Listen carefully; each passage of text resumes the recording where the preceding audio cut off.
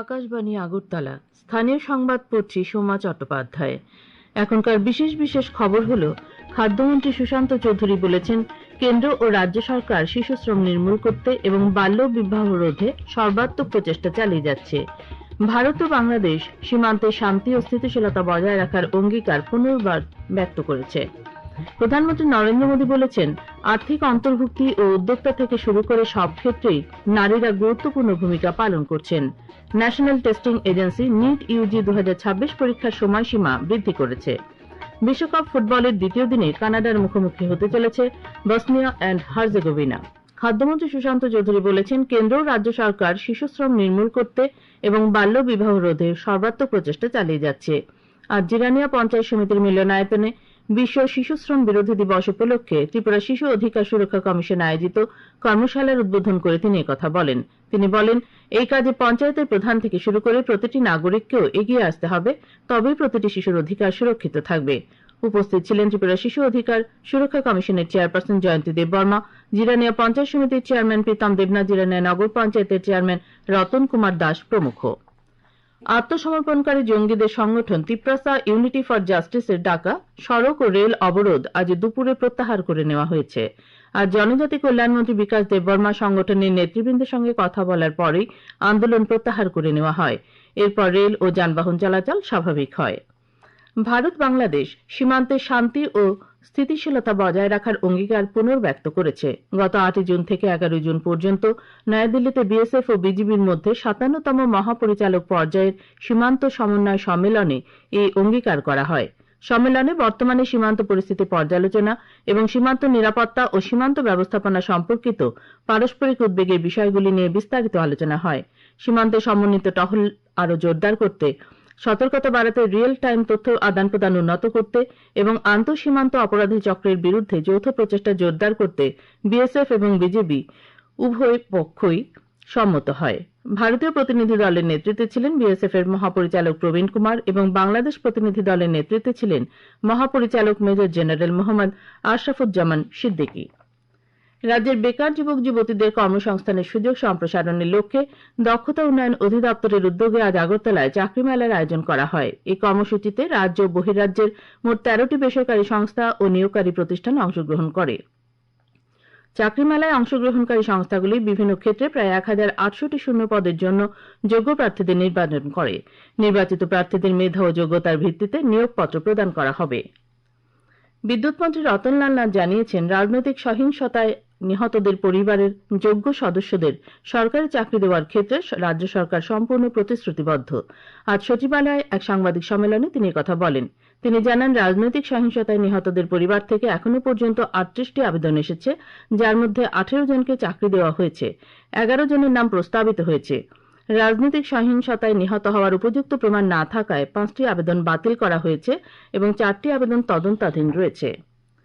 কেন্দ্রীয় সরকার শিল্প ও বাণিজ্যিক গ্রাহকদের খুচরা আউটলেট থেকে মোটর স্পিরিট ও হাই স্পিড ডিজেল ক্রয়ে নিষেধাজ্ঞা জারি করেছে এবং তাদের নিজ নিজ কনজিউমার পাম্প থেকে প্রয়োজনীয় সামগ্রী সংগ্রহ করতে বলা হয়েছে। পশ্চিম এশিয়ায় চলমান সংকটের কারণে বৈশ্বিক সরবরাহ শৃঙ্খল ব্যাহত হওয়ার পরিপ্রেক্ষিতে স্থানীয় ঘাটতি রোধ করতে এই সিদ্ধান্ত নেওয়া হয়েছে। প্রদেশ কংগ্রেস সভাপতি আশিস কুমার সাহা জানিয়েছেন, সারা দেশের সঙ্গে রাজ্যেও আগামী সপ্তাহ থেকে বিক্ষোভ আন্দোলন সংগঠিত করা হবে। তিনি বলেন, দ্রব্যমূল্য বৃদ্ধি, বেকারত্ব, গণতান্ত্রিক অধিকার রক্ষা এবং শিক্ষাক্ষেত্রে বিভিন্ন সমস্যাকে সামনে রেখেই এই কর্মসূচির আয়োজন করা হবে। আপনারা এই খবর শুনছেন আকাশবাণীর আগরতলা কেন্দ্র থেকে। আকাশবাণীর সংবাদের আপডেট পেতে লগ ইন করুন www.newsonair.com এবং নিউজ অন এআইআর অ্যাপ এবং টুইটার ও ফেসবুক প্ল্যাটফর্মে এআইআর নিউজ অ্যালার্টসে, ইউটিউবে লক্ষ্য করে নিউজ অন এআইআর অফিসিয়ালে। এছাড়াও আকাশবাণী আগরতলার সংবাদ আপডেট পেতে দেখুন টুইটার বা এক্স হ্যান্ডেলে আকাশবাণী নিউজ আগরতলা, ফেসবুকে এআইআর নিউজ আগরতলা এবং ইউটিউবে আকাশবাণী নিউজ আগরতলা। প্রধানমন্ত্রী নরেন্দ্র মোদী বলেছেন, আর্থিক অন্তর্ভুক্তি ও উদ্যোক্তা থেকে শুরু করে শিক্ষা, স্বাস্থ্যসেবা, স্যানিটেশন, আবাসন, খেলাধুলা, বিজ্ঞান এবং প্রশাসন সব ক্ষেত্রেই নারীরা গুরুত্বপূর্ণ ভূমিকা পালন করছেন।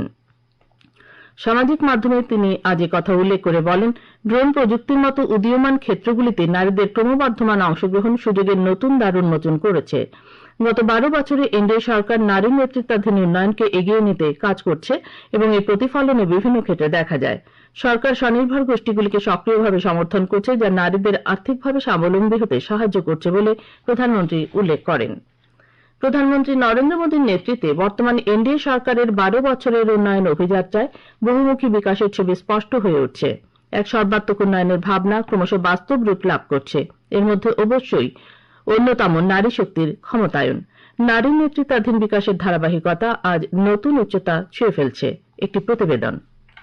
যে কোনো দেশেই নারী শক্তি রাষ্ট্র শক্তির বিকাশে অন্যতম উপাদান। আর বিগত 12 বছরে উন্নয়ন ও ক্ষমতায়নের সমবেত অভিযাত্রা দেশের প্রতি প্রান্তে রূপান্তরণের নতুন জয়যাত্রা নিশ্চিত করেছে। এক্ষেত্রে অনুঘটক হিসেবে উল্লেখ করা যায় প্রধানমন্ত্রী জনধন যোজনা ও প্রধানমন্ত্রী উজ্জ্বলা যোজনা। প্রধানমন্ত্রী জনধন যোজনার মাধ্যমে কোটি কোটি মহিলা প্রথমবারের মতো ব্যাংকিং ব্যবস্থার সঙ্গে যুক্ত হয়েছেন। নিজেদের সঞ্চয়, সরকারি সুবিধা এবং আর্থিক নিরাপত্তার পথ হয়েছে আরো সহজ।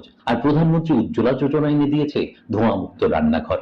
এলপিজি সংযোগের মাধ্যমে মায়েদের ও বোনেদের স্বাস্থ্য সুরক্ষিত হয়েছে, বেড়েছে সম্মান ও স্বাচ্ছন্দ্য। আর্থিক অন্তর্ভুক্তি থেকে উন্নত জীবনযাত্রা। নারীদের আত্মনির্ভর ও শক্তিশালী করে তুলতে এই উদ্যোগগুলি গুরুত্বপূর্ণ ভূমিকা পালন করেছে। নারীর অগ্রগতি মানে দেশের অগ্রগতি। শক্তিশালী নারী, শক্তিশালী পরিবার, শক্তিশালী ভারত। সংবাদ কক্ষ থেকে Suman Bhattacharya, Akashvani, Agartala. National testing agency আগামী 21 জুন অনুষ্ঠিতব্য নিট ইউজি 2026 পরীক্ষার সময়সীমা 15 মিনিট বাড়িয়ে 180 মিনিট থেকে 195 মিনিট করেছে। সংস্থাটি জানিয়েছে তারা নিট ইউজি 2026 পরীক্ষাটি সুষ্ঠু, নিরাপদ এবং পরীক্ষার্থীদের প্রয়োজন অনুসারে পরিচালনা করতে প্রতিশ্রুতিবদ্ধ। নতুন সময়সূচি হবে দুপুর 2টা থেকে বিকেল 5:15 পর্যন্ত। সংশোধিত এই পরীক্ষার সময়ের মধ্যে হাজিরা খাতায় স্বাক্ষর এবং অন্যান্য তত্ত্বাবধান পদ্ধতির মতো বাধ্যতামূলক আনুষ্ঠানিকতার জন্য প্রয়োজনীয় সময়ও অন্তর্ভুক্ত থাকবে।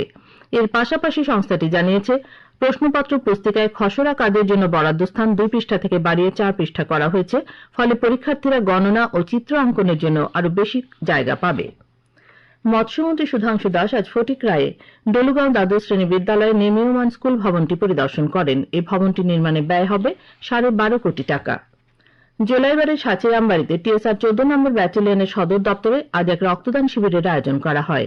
শিবিরে 31 জন জওয়ান স্বেচ্ছায় রক্তদান করেন। দক্ষিণ জেলা কৃষি বিজ্ঞান কেন্দ্রের উদ্যোগে আজ জোলাইবাড়ি ব্লকের কলসি ভিলেজ ও পশ্চিম চরকপাইয়ের লতুয়া টিলার কৃষকদের নিয়ে এক সচেতনতা সভা অনুষ্ঠিত হয়। সভায় সুস্থায়ী কৃষি পদ্ধতির প্রচার, মাটির স্বাস্থ্যোন্নয়ন এবং পরিবেশ বান্ধব কৃষি প্রযুক্তি সম্পর্কে কৃষকদের অবহিত করা হয়। খেলার খবর। 2026 বিশ্বকাপ ফুটবলের দ্বিতীয় দিনে দ্বিতীয় আয়োজক দেশ কানাডার মুখোমুখি হতে চলেছে বসনিয়া অ্যান্ড হার্জেগোভিনা। ভারতীয় সময় রাত 12:30 থেকে শুরু হবে এই ম্যাচ। এরপর অন্যতম আয়োজক দেশ আমেরিকা খেলবে প্যারাগুয়ের বিরুদ্ধে। শনিবার সকাল 6:30 থেকে এই ম্যাচ দেখা যাবে। দুটি ম্যাচের আগে আয়োজক দেশের উদ্যোগে একটি করে জমকালো উদ্বোধনী অনুষ্ঠানের আয়োজন রয়েছে। ত্রিপুরা ফুটবল অ্যাসোসিয়েশন পরিচালিত ঘরোয়া তৃতীয় ডিভিশন লীগ ফুটবল প্রতিযোগিতায় আজ দুটি খেলা অনুষ্ঠিত হয়। উমাকান্ত মিনি স্টেডিয়ামের প্রথম খেলায় স্বামী বিবেকানন্দ ক্লাব 2-0 গোলে কেশব সংঘকে পরাজিত করে। পরে একই মাঠে টিটিএডিসি ও কদমতলী যুব সংস্থার মধ্যে দ্বিতীয় খেলাটি 1-1 গোলে ড্র হয়। ত্রিপুরা ক্রিকেট অ্যাসোসিয়েশন পরিচালিত মেয়েদের ঘরোয়া ক্রিকেট প্রতিযোগিতার আজ 3টি খেলা অনুষ্ঠিত হয়।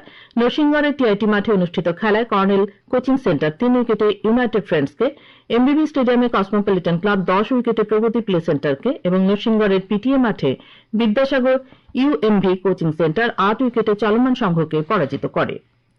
আগামী 24 ঘণ্টায় রাজ্যের সবকটি জেলায় বজ্রবিদ্যুৎ সহ ভারী বৃষ্টিপাতের সতর্কতা জারি করেছে আবহাওয়া দপ্তর। আগামীকাল দিনের সর্বোচ্চ তাপমাত্রা 31 ডিগ্রি সেলসিয়াস এবং সর্বনিম্ন 24 ডিগ্রি সেলসিয়াসের কাছাকাছি থাকতে পারে। আজ দিনের সর্বোচ্চ তাপমাত্রা ছিল 33 ডিগ্রি সেলসিয়াস এবং সর্বনিম্ন 24.1 ডিগ্রি সেলসিয়াস। শেষ করার আগে খবরের বিশেষ অংশগুলো আরেকবার পড়ছি। খাদ্যমন্ত্রী সুশান্ত চৌধুরী বলেছেন, কেন্দ্র ও রাজ্য সরকার শিশুশ্রম নির্মূল করতে এবং বাল্য বিবাহ রোধে সর্বাত্মক প্রচেষ্টা চালিয়ে যাচ্ছে। ভারত ও বাংলাদেশ সীমান্তে শান্তি ও স্থিতিশীলতা বজায় রাখার অঙ্গীকার পুনর্ব্যক্ত করেছে। প্রধানমন্ত্রী নরেন্দ্র মোদী বলেছেন, আর্থিক অন্তর্ভুক্তি ও উদ্যোক্তা থেকে শুরু করে সব ক্ষেত্রেই নারীরা গুরুত্বপূর্ণ ভূমিকা পালন করছেন। National testing agency NEET UG 2026 পরীক্ষার সময়সীমা বৃদ্ধি করেছে। বিশ্বকাপ ফুটবলের দ্বিতীয় দিনে কানাডার মুখোমুখি হতে চলেছে বসনিয়া অ্যান্ড হার্জেগোভিনা। স্থানীয় সংবাদ আজকের মতো এখানে শেষ হলো। পরবর্তী বাংলা স্থানীয় সংবাদ প্রচারিত হবে আগামীকাল সকাল 7:35 মিনিটে।